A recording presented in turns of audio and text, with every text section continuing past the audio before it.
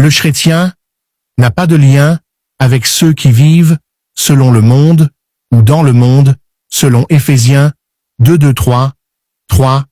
Nous tous aussi, nous étions de leur nombre, et nous vivions autrefois selon les convoitises de notre chair, accomplissant les volontés de la chair et de nos pensées, et nous étions par nature des enfants de colère, comme les autres. Le contexte, 1 Corinthiens 10, 14 à 15, 19 à 23, 25 à 28, 31. 14. C'est pourquoi, mes bien-aimés, fuyez l'idolâtrie. 15. Je parle comme à des hommes intelligents. Jugez vous-même de ce que je dis. 19. Que dis-je donc? Que la viande sacrifiée aux idoles est quelque chose, ou qu'une idole est quelque chose? Nullement. 20. Je dis que ce qu'on sacrifie, on le sacrifie à des démons, et non à Dieu. Or, je ne veux pas que vous soyez en communion avec les démons. 21.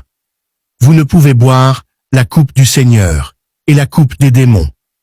Vous ne pouvez participer à la table du Seigneur et à la table des démons. 22. Voulons-nous provoquer la jalousie du Seigneur? Sommes-nous plus forts que lui? 33.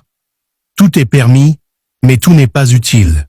Tout est permis, mais tout n'édifie pas. 1 Corinthiens 10, 25 à 28, 31, 25. Mangez de tout ce qui se vend au marché, sans vous enquérir de rien, par motif de conscience. Vodun Days, l'œuvre du diable Jean. 3:19. La lumière, Jésus-Christ, étant venu dans le monde, les hommes ont préféré les ténèbres, diable et ses démons, à la lumière, parce que leurs œuvres étaient mauvaises. L'homme noir est corrompu par son propre intelligence. Il s'est rendu lui-même insensé par sa propre sagesse. Comment adorer un muet? Pourquoi se prosterner devant un voyant aveugle? Pourquoi parler à un sourd?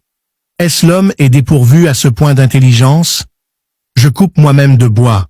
Je fais de ce bois un Dieu que j'adore.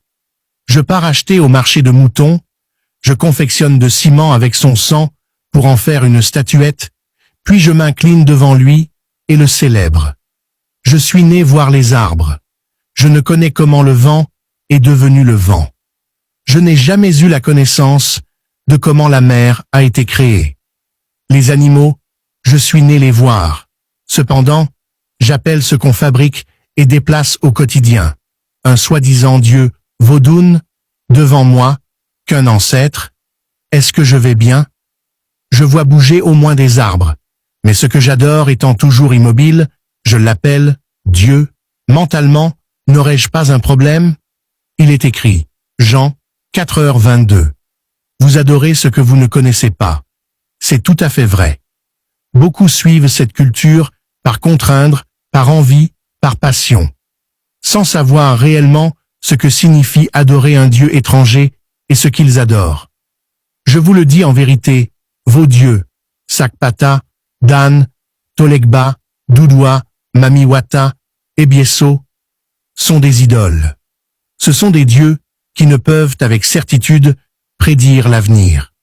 Ce sont des dieux qui ont peur du plus petit ange du ciel, car ils sont impuissants. Ce sont des dieux qui demandent toujours de sacrifices, du sang humain, mouton, coq, car ils sont des ténèbres. Enfin, ce sont des dieux qui s'inclinent devant le seul et l'unique véritable Dieu, créateur de tout visible et invisible, savoir Jésus-Christ. Les Vodun sont des esprits des démons. Aucun adorateur de démons ne peut hériter le royaume des cieux. Pour cela, repentez-vous maintenant et remettez-vous au Seigneur Jésus-Christ avant qu'il ne soit trop tard.